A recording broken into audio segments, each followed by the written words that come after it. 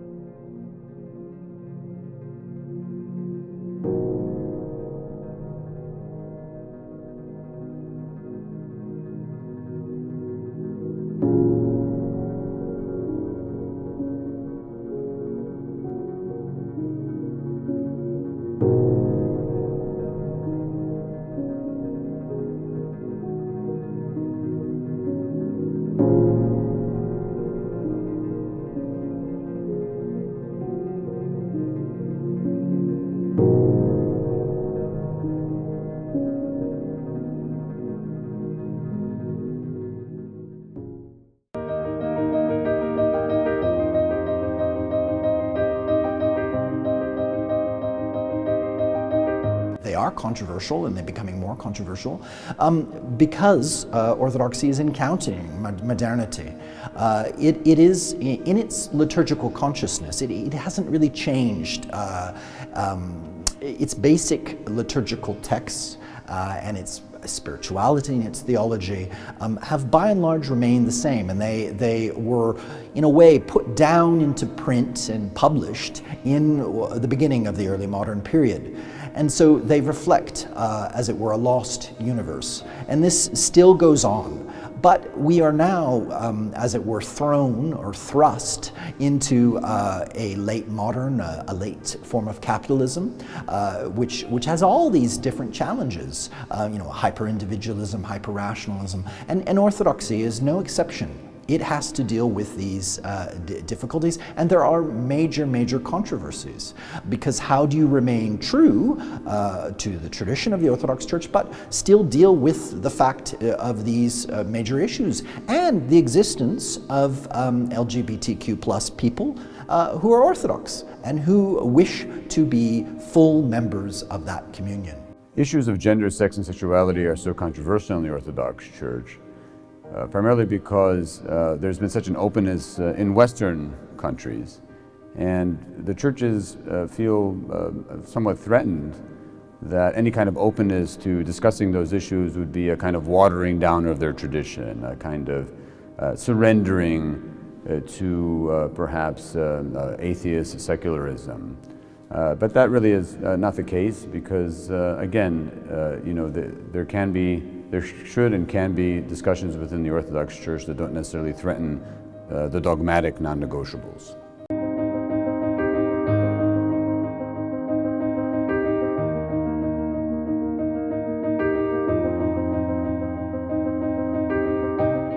So with regard to the questions we're discussing, gender, sex, sexuality and so on, and what remains to be discussed, and what are the big challenges in what remains to be discussed, I suspect it's almost everything.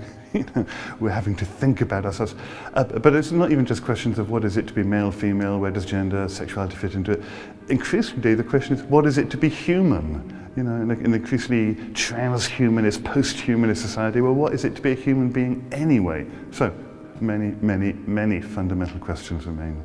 I don't know that the Orthodox Church has been conclusive in addressing any question related to gender and sexuality. And the ways that it has are, by modern standards, problematic. So, for example, there's a strong element of androcentrism, patriarchy within our tradition, and I think those are becoming challenged in a modern context in a way that's very beneficial for the theological consistency of the Church. So I think there's a lot of questions that are being raised, and there's no question that's too challenging or too dangerous that the Church shouldn't address. There are so many questions and challenges that regarding sex, gender, and sexuality that the Orthodox churches need to continue to address. We're only beginning this discussion. There's issues in terms of how to pastorally care for people within the church, the more theoretical, theological issues. There's also the political issues, the way the churches are using this, especially within the Eastern European countries, as this kind of red line, this kind of dividing line over and against a kind of an imagined sort of liberal secularism, in my opinion, and whether in fact to use this particular issue as this kind of geopolitical a way of configuring relationships, I think is all these questions are still things that very much need to be discussed within the Orthodox churches.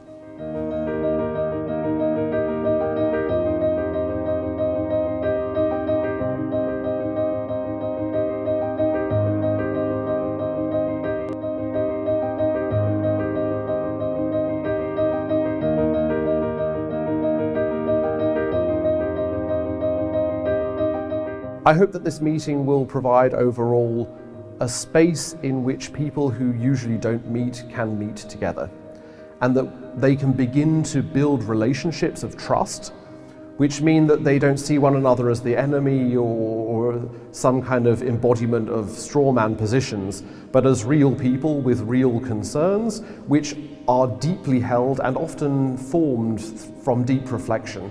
And so this is a space for that encounter to take place.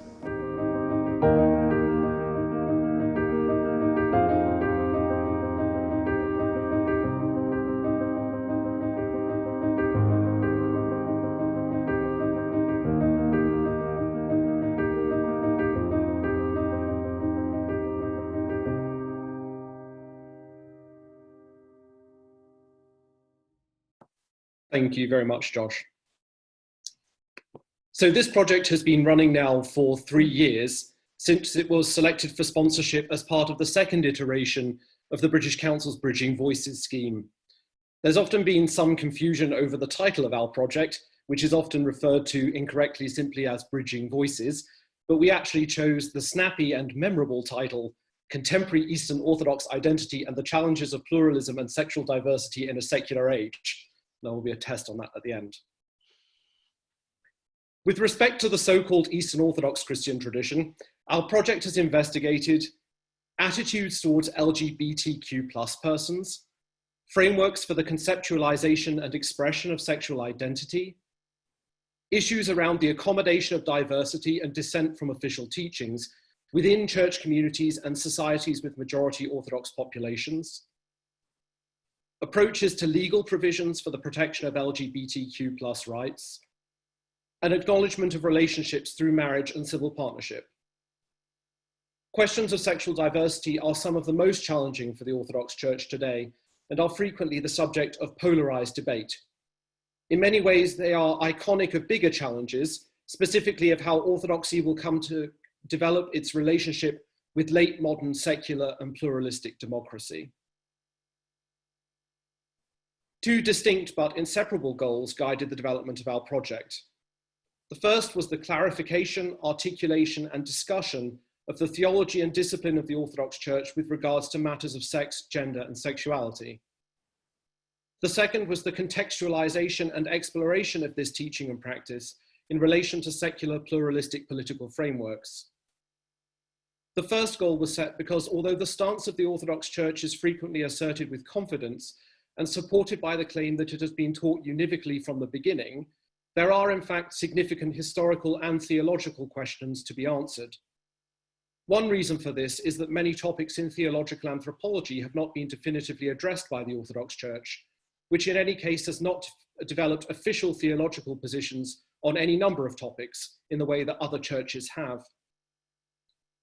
Another reason is that issues of sexual activity have generally been handled in a circumstantial way, with local variation in practice, and without comprehensive documentation or theological reflection.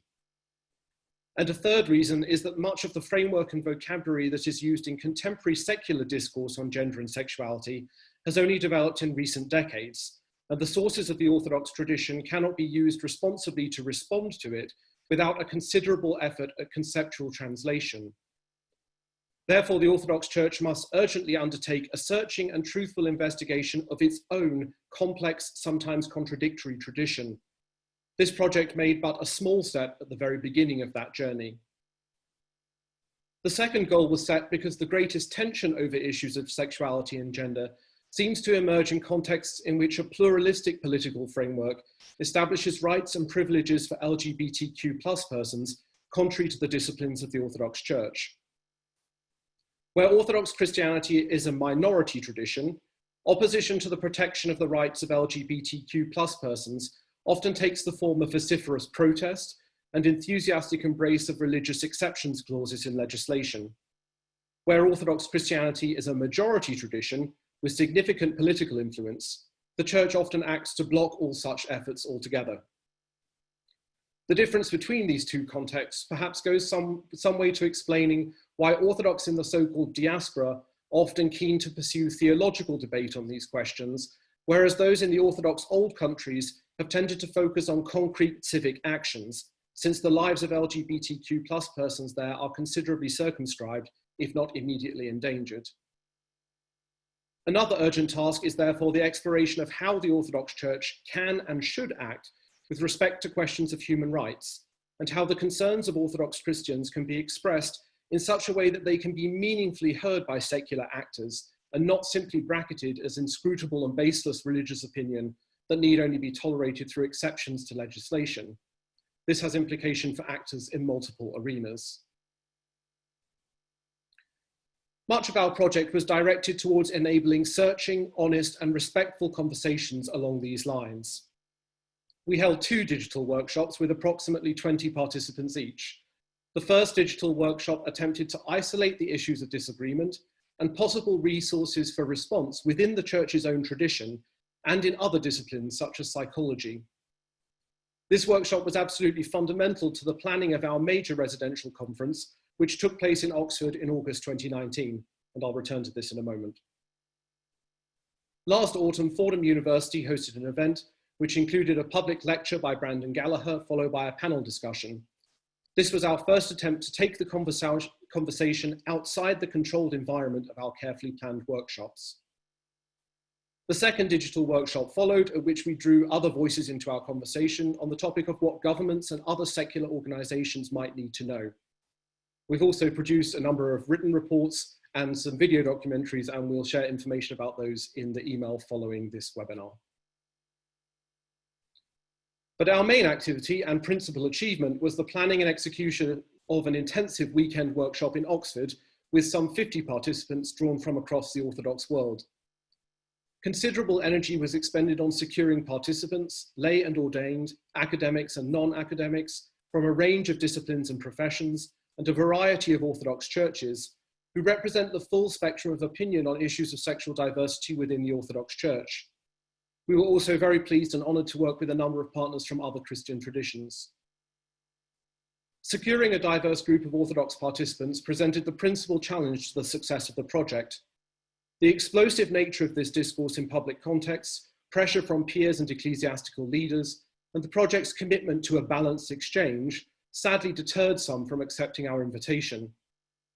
Their decision reflects one of the biggest challenges for Orthodoxy today, which is the imminent threat to the disintegration of its culture of generous theological discourse into a series of siloed monologues. So-called conservatives frequently entertain no real questions about the validity of the positions considered traditional, repeat arguments and evidence that has been questioned in the course of sustained analysis for several decades without acknowledging the extent of the challenges, and do not dialogue with LGBTQ+ persons or their allies directly.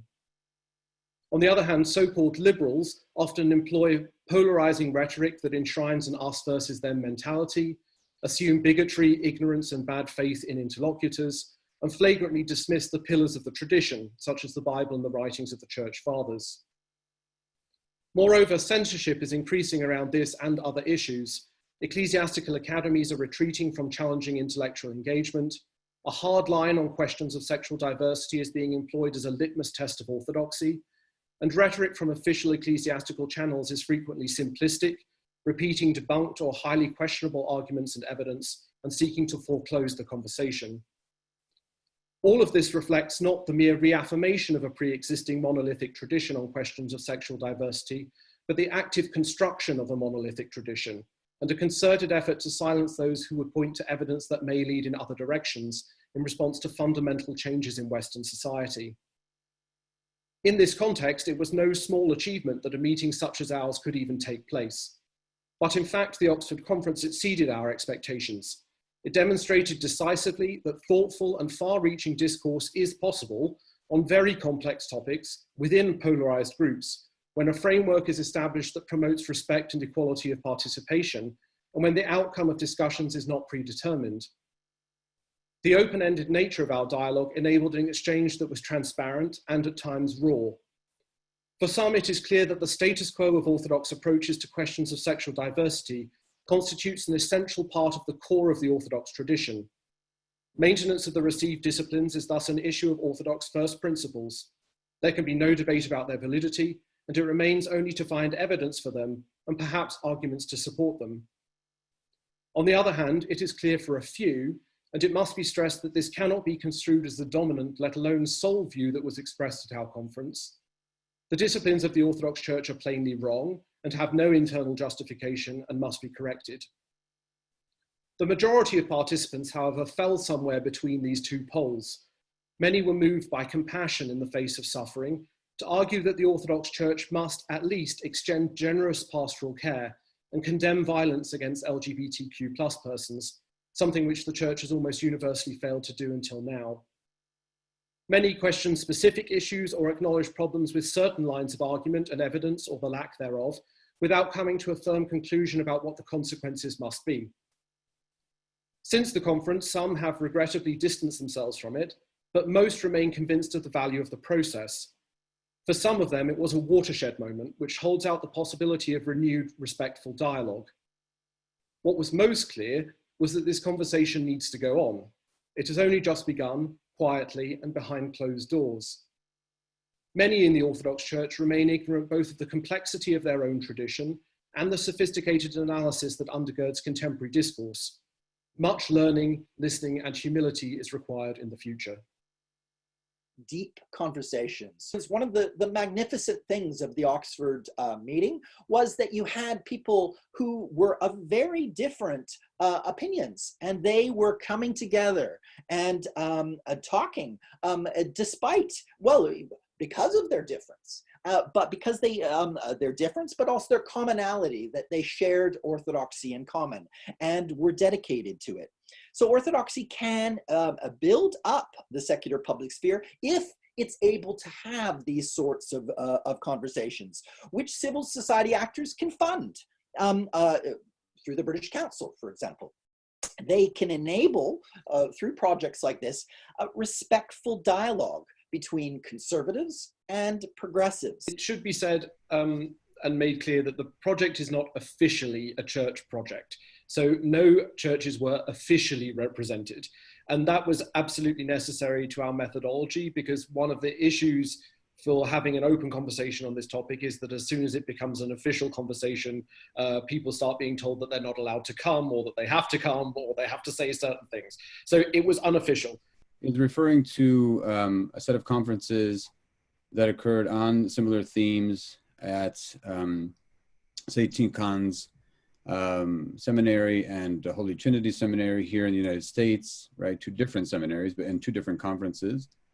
Whether, there would be a willingness to engage in dialogue, and there was. I mean, there was a willingness to engage in dialogue. There were people that were invited and simply refused the invitation.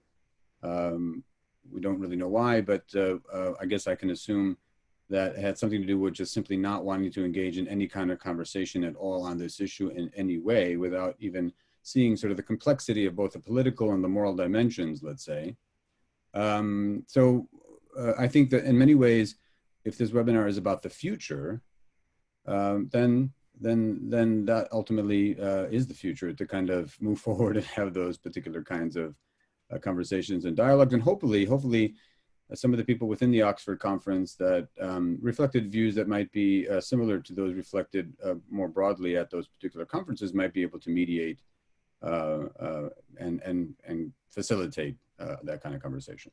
And I would say absolutely. I think, I mean, it's both and. The neutral space of the kind of secular academy that was afforded to this project by the British Council, it was absolutely essential to it. I mean, as I pointed out in my presentation, ecclesiastical contexts for these kinds of conversations are very few. And basically they go on, diverse conversations on these topics now go on in secular contexts. In secular contexts, I include, for example, Fordham University's Centre for Orthodox Christian Studies, which is a Catholic university, but effectively a large research university.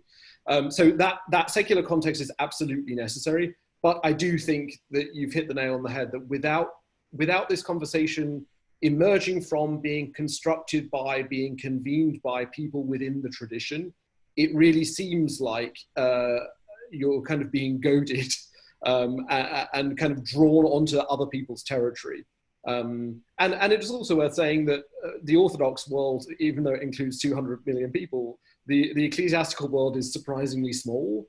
And much of what was possible because of personal networks. And that inevitably, of course, means that we missed people that should have been part of the conversation. But it also, those relationships of trust, many of which have existed for many years, decades, those were absolutely essential, because one of the things that's often striking about this particular issue, but other issues, is that people don't know what one another think. They're a little bit afraid to say it. And so they need to be given space. They need to trust one another. And so, yeah, I think absolutely both and.